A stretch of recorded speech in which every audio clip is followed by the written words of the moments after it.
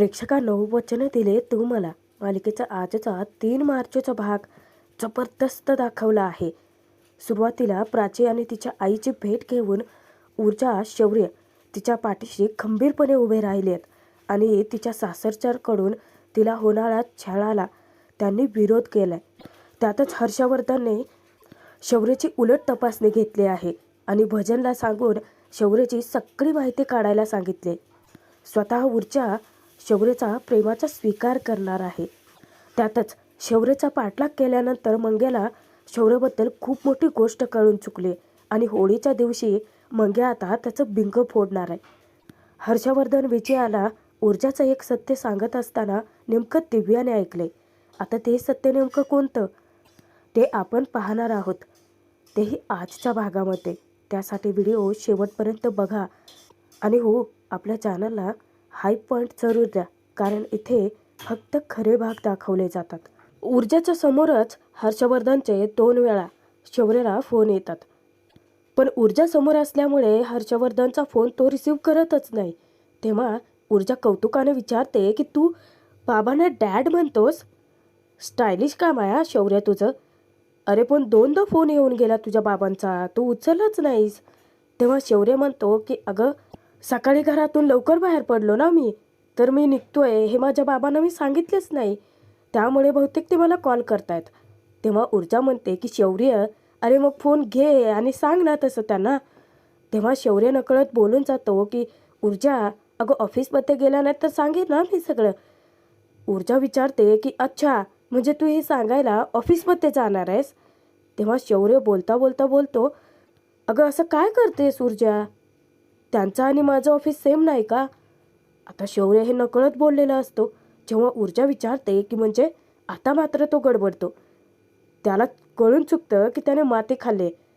तो म्हणतो की अगं म्हणजे माझं ऑफिस आणि त्यांचं ऑफिस सेम रस्त्यावरती आहे ना. ऊर्जा विचारते की काय शौर्य, मला तू आधी कधी सांगितलं नाही. कोर्टाच्या रस्त्यावरती आहे, नेमकं कुठे? देवकृपेने शौर्य वाचतो, कारण ऊर्जाच्या फोनवरती प्राचीचा फोन येतो. जेव्हा फोन वाचतो शौर्य तिला म्हणतो की ऊर्जा तुझा फोन येतोय. तेव्हाच ऊर्जा तो फोन रिसीव करते. प्राची सांगते की ताई, तू सांगितलेल्या मंदिराच्या जवळ तो चहावाला आहे ना, तिथे मी येऊन पोहोचले. तेव्हा ऊर्जा सांगते की हो मी निघतेच आहे. आता फोन ठेवल्यानंतर ऊर्जा म्हणते की चल मी आईला फोन करून सांगते की मी प्राचीला भेटायला जाते. शौर्य मुद्दामच म्हणतो की ॲपल खाल्ले म्हणून पण सांगा. ऊर्जा म्हणते की हो, आणि हे पण सांगते की तुम्हाला तेथे घेऊनही जाणार आहे आणि परत घेऊनही येणार आहे. ते दोघेही गडबडीत बाहेर पडतात घराच्या. आता थोड्याच वेळात शौर्य ऊर्जा जाऊन प्राची आणि तिच्या आईची भेट घेतात, त्या चहाच्या स्टॉलच्या ठिकाणीच. तेव्हा प्राचीच्या आईचं म्हणणं असतं, ती प्राचीला सल्ला देते की कोर्टाची पायरी चढू नकोस, कारण तिथे जाऊन कोणाचंही भलं झालेलं नाही आहे. तेव्हा मात्र शौर्यला ते खटकतं. तो समजावण्याचा प्रयत्न करतो की आई अहो तुम्ही काय सल्ला देताय, ऑलरेडी त्या लोकांनी लिमिट क्रॉस केले आहेत. आता प्राचीच्या चेहऱ्यावरती मारहाणीचे व्रणही असतात. तेव्हा ऊर्जा म्हणते की थांब शौर्य, आपण प्राचीवरती आपली मतं लादतोय. हे बघ प्राची, तू मला सांग की तुला काय हवंय, तुझं म्हणणं काय आहे? तुझ्या शरीरावरच्या या जखमा, हे व्रण नक्की कशाचे आहेत? आता मात्र प्राचीला रडू अनावर होतं. ऊर्जाला ती सांगते की माझ्या सासूने मला मारहाण केले. ऊर्जा विचारते की पण का? आता समोरचं सत्य ऐकून ऊर्जा शौर्याला जबरदस्त धक्का बसतो. म्हणजे अजूनही समाजात इतक्या वाईट प्रवृत्तीचे विचारांचे लोक आहेत, याची सगळ्यात जास्त चीड येते त्यांना. ऊर्जा विचारते की पण का? तेव्हाच प्राची सांगून टाकते कारण त्यांना पैसा हवाय. आता मात्र तिचा आणि तिच्या आईचा अश्रूचा बांध फुटतो. त्यांना इतकं रडू येत असतं सांगताना. तिची आई सांगते की अहो लग्नाच्या आधी त्या लोकांनी आम्हाला काहीच नाही सांगितलं, आमचं त्यांना सगळं देऊन झालंय. अहो लग्नाच्या नंतर त्यांनी मोटरसायकल मागितली, नंतर वरून 50,000 मागितले. प्रत्येक सणाला ते सतत काही ना काही मागत असतातच. त्यात तिच्या सासूला नंदेला कितीतरी साड्यासुद्धा घेतल्यात. अक्षरशः आम्ही आमचं घरही घाण ठेवले. आता आमच्याकडे काहीच नाही हो द्यायला. आता मात्र हे सगळं ऐकून शौर्याच्या डोक्यात इतकी तिडक जाते. प्रेक्षकांनो, अशी वाईट प्रवृत्तीची लोक आपल्याही समाजात ठासून भरलेले आहेत. खरं तर या मालिका आपल्याला एक रियालिटी दाखवण्याचा प्रयत्न करतात. आपल्याही समाजामध्ये कितीतरी अशा घटना घडल्यात ज्या की आपण बातम्यांद्वारे, वृत्तपत्राद्वारे पाहिलेले आहेत, ऐकलेले आहेत, वाचलेले आहेत. आता हे तर फक्त अर्ध सत्य होतं. पुढचं सत्य ऐकून तर शौर्य ऊर्जा दोघेही सुन्न पडतात. जेव्हा प्राचीची आई सांगते की त्या लोकांची भूक भागतच नाही आहे, तेव्हा प्राचीही सांगायला सुरुवात करते, माझ्या वडिलांनी त्यांना स्पष्ट सांगून टाकलं की आता आमच्याकडे द्यायला काहीच नाही आहे. अहो, त्या लोकांनी माझ्या मुलीला मारायला सुरुवात केली हो. ऊर्जा धक्क्याने विचारते की काय? तेव्हा प्राची सांगते की हो, तनुश्री माझी मुलगी, फक्त 7 वर्षाची. शौर्य विचारतो की 7 वर्षाच्या मुलीला? आई, अहो अजूनही तुम्ही त्यांना हाच सल्ला देताय का की कोर्टाची पायरी चढूच नको? अहो काकू, तुम्ही तुमच्या मुलीला अजूनही सफर करू देणार आहात का? तेव्हा ऊर्जा विचारते की काकू, तुम्ही मला सांगा की हा दिवस बघण्यासाठी तुम्ही तुमच्या मुलीला लहानाचं मोठं केलंय का? तेव्हा शौर्यही खूप पोटतिडकीने समजावतो की हे बघा, उलट तुम्ही तुमच्या मुलीच्या पाठीशी खंबीरपणे उभे राहायला हवेत. आता मात्र प्राचीला इतकं मोठं पाठबळ मिळालेलं असतं. ती स्वतः ऊर्जाला सांगते, मी तयार आहे त्यांच्या विरुद्ध तक्रार करण्यासाठी. तेव्हा ऊर्जाला इतका अभिमान वाटतो तिचा, कारण ऊर्जाने समजावलेलं असतं की अन्याय सहन करायचा नाही, उलट त्याच्या विरुद्ध आवाज उठवायचा. आणि प्राची तेच करायला निघते. आता ऊर्जा ठरवते की ठीक आहे, आपण लगेच पोलीस स्टेशनला जाऊयात आणि FIR दाखल करूयात. तेव्हा प्राची म्हणते की आपण उद्या जाऊयात. ऊर्जा सांगते, उद्या कशाला, आपण आत्ताच पोलीस स्टेशनला जाऊयात. शौर्य विचारतो की आत्ता? तेव्हा ऊर्जा म्हणते की हो, नाही म्हणजे इतक्या चांगल्या कामाला उशीर कशाला ना. तेव्हा शौर्य बहाणा करतो की अगं पण मला माझ्या सरांनी मीटिंग सांगितली होती ऑफिसमध्ये, मला जावं लागेल. तेव्हा ऊर्जा म्हणते की ठीक आहे, तू जा, मी जाते यांना पोलीस स्टेशनला घेऊन. तेव्हा शौर्य म्हणतो की पण ऊर्जा, मी तर काकूंना प्रॉमिस केलं होतं ना की मी तुला सोडायला येईन. तेव्हा ऊर्जा म्हणते की शौर्य, तू एक काम कर, तू आत्ता जा तुझ्या ऑफिसला, माझं काम झालं की मी तुला कळवते, मग घ्यायला ये मला. तरीही शौर्याला इतकी काळजी वाटत असते ऊर्जाची. तेव्हा प्राची म्हणते की सर, तुम्ही विसरताय का, मॅडमसोबत एक नर्सही आहे. तेव्हा शौर्य हसत म्हणतो की ओ, आय एम सॉरी, माझ्या ना लक्षातच नाही आलं. आता शौर्य जातो ऑफिसकडे आणि ऊर्जा त्यांना घेऊन जाते पोलीस स्टेशनकडे. इकडे हर्षवर्धनने मात्र आता केसची कसून तयारी करायला सुरुवात केलेली असते. सगळं ऑफिस स्टाफला बोलवून तो त्यांना सांगत असतो की शिर्केंच्या केसचे जेवढे काही डॉक्युमेंट्स असतील, पुरावे असतील, ते मला आत्ताच्या आत्ता माझ्या टेबलवरती हवेत. आपल्याला आता या केसची कसून तयारी करायला हवी आहे. प्रज्ञा, मला कोणीही सुट्टी घेतलेली चालणार नाही आहे. काही कोणाचे सण असू देत, समारंभ असू देत, कोणालाही सुट्टी मिळणार नाही आहे. भजन, ऑफिसचं येण्या जाण्याचं टायमिंग फिक्स नाही आहे. मी जेव्हा बोलवेल तेव्हा तुला हजर राहावं लागेल. भजन म्हणतो की नो प्रॉब्लेम सर. हे बघा, आपल्याला लवकरच गिअर अप व्हायला हवं आहे, कारण ती लोक काहीही करणार नाही आहेत. आता मला या केसमध्ये कोणताही चान्स घ्यायचा नाही आहे. सगळे डॉक्युमेंट्स रेडी करून मला माझ्या डेस्कवरती हवेत. तेव्हा भजनही सांगतो की हो सर, माझ्याकडचे जेवढे डॉक्युमेंट आहेत मी घेऊन येतो. इतक्यातच शौर्य तिथे हजर होतो. तेव्हा तो ऑफिस स्टाफला सांगत असतो हर्षवर्धन की शिर्के खूप मोठं प्रस्थ आहे, त्यामुळे त्यांच्या केसवरती आता सगळ्यांच्या नजरा राहणार आहेत. मला एकही चूक झालेली नको आहे. आता मनातच शौर्य विचार करतो की आता काय नवं केलं यांनी. पुढे येऊन तो विचारतो की काय झालं डॅड, विक्रांतच्या केसमध्ये काही ब्रेक थ्रू मिळाला आहे का? हर्षवर्धन त्याला निक्षून सांगतो की तू या केसमध्ये लक्ष घालू नकोस. हे बघ, कमानी बिल्डरची केस तितकीच महत्त्वाची आहे. आता या केसमुळे मला त्या केसमध्ये लक्ष घालणं जमणार नाही आहे. त्यामुळे ती केस आता तू एकट्याने हँडल करायची आहेस. ती केस मी स्वतः तुला लीड करायला देतोय. आता ती केस कोर्टमध्ये प्रेझेंट करायची की out of the court manage करायचं, ते सगळं तू बघायचं आहेस. शौर्यला थोड्या क्षणासाठी विश्वासच बसत नाही. हर्षवर्धन इतकी मोठी जबाबदारी त्याच्यावरती टाकतोय, एकट्यावरती. जेव्हा तो विचारतो की डॅड म्हणजे मी एकट्यानेच, तेव्हा हर्षवर्धन म्हणतो की अरे इतकं मोठं एम्पायर शेवटी तुलाच सांभाळायचं आहे. तेव्हा शौर्य हर्षवर्धनला सांगतो की नाही डॅड, मला वाटलं की विक्रांतच्या केसमध्ये काही महत्त्वाचं.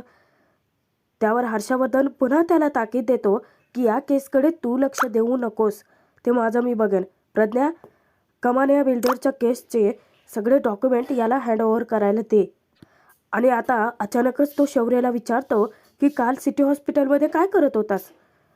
आता शौर्यचं डोकं इतकं बधीर आहे, म्हणजे त्याच्या लक्षातच राहत नाही की हे रात्री त्याने काय खोटं थापा मारल्या होत्या. आता तो खोटंच बोलतो की मी नव्हतो गेलो. हर्षवर्धन म्हणतो की प्रज्ञाच्या बहिणीने तुला बघितलं होतं हॉस्पिटलमध्ये. शौर्य म्हणतो की हो, पण मी नव्हतो गेलो. तेव्हा प्रज्ञा म्हणते की अरे शौर्य, असा काय करतोयस? माझी बहीण तुला ओळखते. अरे तू होतास तिकडे आणि मुळात ती माझ्याशी खोटं का बोलेल ना? तेव्हा शौर्य पुन्हा बहाणा करतो की अरे हो, आत्ता आठवलं मला, मी माझ्या मित्राला ना हर्षवर्धन विचारतो की पण तुझ्या शर्टला तर काल रक्ताचे डाग लागले होते, माती लागली होती. आता मात्र शौर्य फसतो, कारण त्याने सांगितलं होतं रात्री खोटं की तो एका ॲक्सिडेंट झालेल्या व्यक्तीची मदत करत होता. आता शौर्य पुन्हा थापा मारायला लागतो. ओ खरं, मी त्याला घेऊन गेलो होतो. डॅड, तुम्हाला सांगतो, त्या ट्रकने त्या बाईकला असली चोराची धडक दिली म्हणतो. मी त्याला घेऊन गेलो होतो सिटी हॉस्पिटलला. हर्षवर्धन विचारतो की मित्राच्या ब्लड टेस्ट काय? तो म्हणतो की तिथेच केली. हर्षवर्धन विचारतो की कुठे? शौर्य सांगतो सिटी हॉस्पिटलला. हर्षवर्धन आता त्याचे अशी काही उलट तपासणी घेतो की शौर्यवर नुसता प्रश्नाचा भडीमार. हर्षवर्धन विचारतो ॲक्सिडेंट कुठे झाला? शौर्य सांगतो की टिळक रोडला. हर्षवर्धन विचारतो की तिथे कशाला गेला होतास तू? तेव्हा शौर्य सांगतो की मी माझ्या मित्रासोबत आलो होतो, म्हणजे तिथून जस्ट मी पास होत होतो म्हणून. हर्षवर्धन विचारतो की पण ॲक्सिडेंटमध्ये तुझी काय गरज होती मदत करायची? शौर्य सांगतो की डॅड, ॲक्सिडेंट माझ्या समोर झाला होता आणि मी तसाच कसा सोडून जाऊ शकत होतो, म्हणून मदत केली मी. हर्षवर्धन विचारतो की चल ठीक आहे, हॉस्पिटलला कधी पोहोचलात? तेव्हा शौर्य म्हणतो की नाही, लक्षात नाही आहे माझ्या, साधारण 5-5:30 वाजता. हर्षवर्धन विचारतो की 5 की 5:30? शौर्य सांगतो 5:30. हर्षवर्धन विचारतो की मग तू घरी 7:30ला पोहोचला होतास. हॉस्पिटलमधून घरी यायला इतका उशीर लागतो? आता मात्र शौर्य खडबडून जातो. गोंधळलेला जरी असला तरी तो शांतपणे उत्तर देतो. शौर्य सांगतो की कम ऑन डॅड, अहो मी इतका दमलो होतो की मी येता येता कॉफी घेतली, मध्येच ट्रॅफिक लागलं, त्यामुळे उशीर झाला. पण तुम्ही माझी उलट तपासणी का घेताय? शौर्य मला तो सांगतो की नाही रे, कॅज्युअली सगळं विचारतोय. ठीक आहे, जाऊ शकतोस तू. आता शौर्य जाणार, मुद्दामच हर्षवर्धन म्हणतो की शौर्य, काल पद्मावर अटॅक झाला होता अचानकच. तेव्हा शौर्य असं नाटक करतो की जसं काही त्याला माहीतच नाही. घाबरून तो विचारतो की काय, पद्मावरती अटॅक? हर्षवर्धन विचारतो की तुला माहीत नाही? शौर्य सांगतो की नाही डॅड. हर्षवर्धन म्हणतो की बरोबर आहे, तू ॲक्सिडेंटच्या केसमध्ये बिझी होतास ना? शौर्य म्हणतो की हो, पण पद्मावरती अटॅक कुणी केला असेल? पुढे हर्षवर्धन बोलतच नाही. तो त्याला ताकीद देतो की प्रज्ञा तुला कमानिया बिल्डर्सचे काही डॉक्युमेंट हँडओव्हर करेल, ती केस हँडल कर. तेव्हा भजनला खरं तर धक्का या गोष्टीचा बसलेला असतो की हर्षवर्धनचा स्वतःच्या मुलांवरतीही विश्वास नाही आहे. आता शौर्य गुपचूप तेथून जाणार असतोच, पण पुन्हा हर्षवर्धन त्याला थांबवून विचारतो, आज सकाळी इतक्या लवकर कुठे गेला होतास? शौर्य पुन्हा थापा मारतो, डॅड, टेनिस खेळायला गेलो होतो क्लबला. खूप दिवस गेले नव्हतो ना, त्यामुळे खूप छान वाटलं. पण हर्षवर्धन म्हणतो की ठीक आहे चा. आता शौर्य तेथून गुपचूप निघून जातो. आता हर्षवर्धन भजनला सांगतो सिटी हॉस्पिटलमध्ये पद्मा नावाचं कोणी पेशंट ॲडमिट झालं होतं का ते चेक करायला. भजन धक्क्याने विचारतो की सर, तुम्ही स्वतःच्या मुलावरती संशय घेताय? हर्षवर्धन इतका अप्पल पोटे तो म्हणतो की मी सोडून सगळ्यांवरती डाऊट घेऊ शकतो. जा, मी जेवढं काम सांगितलंय ना तेवढं करा. मला या केसमध्ये हलगर्जीपणा नको आहे. इकडे मंग्या ऊर्जाला हाका मारत जेव्हा तिच्या घरी येतो, तेव्हा पूर्वा सांगते की कशाला उगाचच घासा पाडतोय मंग्या. तेव्हा मंग्या विचारतो की काय, ऊर्जा घरी नाही आहे? म्हणजे ती कामावरती कोर्टात निघून गेली तर? पूर्वा म्हणते की ती कोणाचं ऐकते का? आणि ती कोर्टात गेलेली नाही आहे. काल आपल्याला सांगत होती ना, ती प्राचीन नर्स, तिला भेटायला गेले. मंग्या म्हणतो की अच्छा अच्छा, काय हे काकू, मी तिच्यासाठी संत्रे घेऊन आलो होतो खायला. आता जेव्हा मंग्या बोलतो त्याच वेळेस तो म्हणतो की घ्या, तुम्ही तर अख्खी फळबागच आणून ठेवली इथे. द्राक्षे, चिक्कू, संत्रे, सफरचंद, नारळ पाणीसुद्धा आहे. उगाचच मी इतका आटापिटा केला. त्यावर पूर्वा सांगते की अरे हे काय मी आणलेलं नाही आहे, शौर्यने आणले. आता मात्र शौर्यचं नाव ऐकून मंग्याला इतका राग येतो, तो चिडचिड करायला लागतो. तो म्हणतो की काकू, तो शौर्य ना एक नंबरचा आगाऊ पोरगा आहे. पूर्वा सांगते की आगाव नाही आहे रे, तुझ्यासारखाच खूप छान आहे. आणि त्याने ऊर्जाची खूप मदत केली. ऊर्जाचा जीव वाचवला त्याने. पण मंग्याला खूपच राग आलेला असतो शौर्याचं नाव घेतल्यानंतर. पूर्वा त्याला म्हणते की मंग्या तू बस, ऊर्जाला ना बटाट्याचे पराठे आवडतात ना म्हणून मी बनवलेत, तू पण खाऊन जा ना. ती त्याच्यासाठी किचनमध्ये जाते आणायला खरे, पण मंग्या चिडून निघूनच जातो की तसंच. पूर्वा म्हणते की जा आलं, काय या मंग्याला करावं, निघून पण गेला. आता इकडे प्राचीची केस FIR दाखल करून ऊर्जा पुण्याच्या चहाच्या स्टॉलवरतीच शौर्याची भेट घेते. दोघेही चहा खारीवरती ताव मारत असतात. शौर्य आता त्या चहावाल्याला अजून एक खारी घेऊन यायला सांगतो. ऊर्जा म्हणते की अरे इतकं कशाला? तेव्हा शौर्य म्हणतो की मी तुझ्याचसाठी मागवलंय, पोटभर खा. ऊर्जा म्हणते की शौर्य, मला ना गोळ्याने ना तोंड इतकं कडवट झालं होतं, पण खारी खाल्ल्यानंतर खूप बरं वाटतंय अरे. तेव्हा शौर्य म्हणतो की अगं म्हणूनच तर म्हणतोय, पोटभर खा. आता शौर्य थोडासा अस्वस्थ होतो.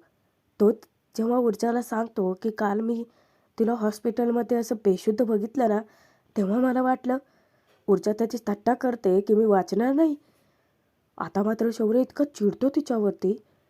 गप्प बस गं ऊर्जा, असं बोलायचं नसतं. तेव्हा ऊर्जा म्हणते की अरे मला काही होऊ द्यायची बिशाद होती का कोणाची? तू अख्खं हॉस्पिटल डोक्यावर घेतलं होतंस. शौर्य विचारतो की म्हणजे तुला कळत होतं सगळं? तेव्हा ऊर्जा काय म्हणते बघा, हो, मला सगळं कळत होतं आणि मला सगळं कळतंय शौर्य. इतक्यातच तो चहावाला त्यांच्यासाठी खारी घेऊन येतो. तो ऊर्जाला म्हणतो की मॅडम, तुम्ही बरं होईपर्यंत माझ्याकडून तुमच्यासाठी फ्री चहा खारी. ऊर्जा हसत म्हणते की नको रे एवढं सगळं करूस. तो चहावालाही तिचं इतकं कौतुक करतो की ऊर्जा मॅडम, अहो काय तुम्ही फायटिंग केली आहे ना काल, कोणाची बिशातच नव्हती तुमच्या पुढे टिकायची. तुम्ही मॉडर्न जमान्याचा फेअरलेस नांदी हायसा बघा. माझ्याकडून ही चहा कार्य म्हणजे तुमच्यासाठीचं बक्षीस आहे. आता शौर्य म्हणतो की अगं एवढा म्हणतोयस तो तर घे ना. आता तो इतकं कौतुकाने देतोय तर घे ना. ऊर्जा, तुमच्या फॅमिलीला काय ऑप्शन आहे का गं पैसे परत करायचे?